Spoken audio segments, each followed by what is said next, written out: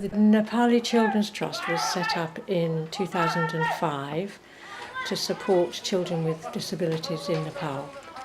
And initially we focused our support on the Disabled New Life Centre in Kathmandu, and it became clear that the best way we could support them in the long term was to provide them with their own building.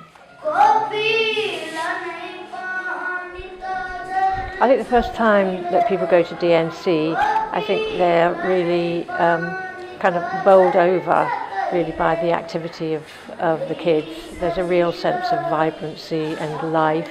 There's a lot of laughter. And even though there are a lot of kids with some quite startling disabilities, you kind of see past those very, very quickly. Most children with disabilities don't have the opportunity to go to college, don't have the opportunity to enter into the world of work, and certainly not visibly into the world of work. And I think what we really want to do is to try and create more openings, more possibilities for children with disabilities so that they can lead independent lives, so they can be respected, have dignity and value within their own community. Adson is helping to oversee the support that we're giving to the students. If somebody is just kept in the four walls of the house, the ability that they have is always hidden, and they cannot show their potentials, and they cannot be independent like some of us. Like I'm also a person with total blindness, but now I'm independent. We have students with disabilities that we support, and then we take them to college, and sometimes college does not want to admit them because they have disability. And if even if we are able to admit them into the college, our children who use wheelchair, they don't have access to the toilet.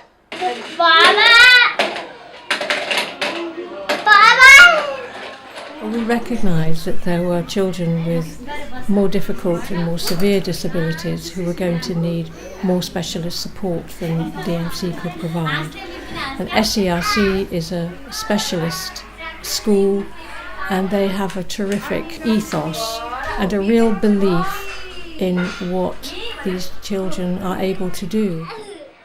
Our school is like special education and rehabilitation centers, so we focus on the we call the global holistic approach. In the holistic approach, we include the communication of the child, and then self-care skills, and then cognitive, how they are, their cognitive skills, and then physical function and mobility, whether they have a sensory issue or behavior, and the socialization. Our main aim is to be children to be an independent and then productive member of the community. That's our main aim. I think the work that is being done at SERC is quite exceptional, not just by Nepali standards, but by European standards. Every child is seen as an individual, and each child has a goal of achieving their maximum potential and finding value in society at whatever level that can be. Come here at 9 o'clock in the morning and see the children preparing themselves for the day. Just looking at them, looking at them being purposeful in life, being able to do something, being useful, it makes a day. Sadly, some of the children who SERC are supporting will never be able to go back to their families. And what SERC has started to think about is the provision of a self-sustaining community. And this is something that we would really like to support. And it seems like a natural progression in terms of the work that we do in Nepal to be looking at how children, well, these would be young adults, can be looked after for the rest of their lives. SERC has started to think about the possibility of creating a lifelong, self-sustaining community where these young adults can learn to manage their lives so that they can live there with the minimum of external involvement and with value for the remainder of their lives. And that really excites me. You can't throw money at problems here. You really have to spend time getting to know people, understanding the culture here. And at times that's been very difficult because it has been so different from our own, very different values, things work in a very different way. And whilst money's important because it's the fuel that sort of drives the engine of our charity, it's terribly important to be here on the ground where, you know, things aren't black and white and things aren't very easy all of the time.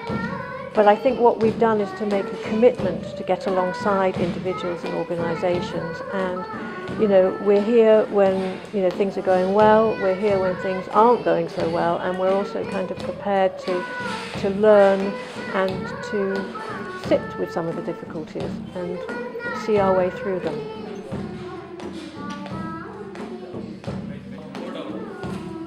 We've been really inspired by what people in Nepal are struggling to do to support these children.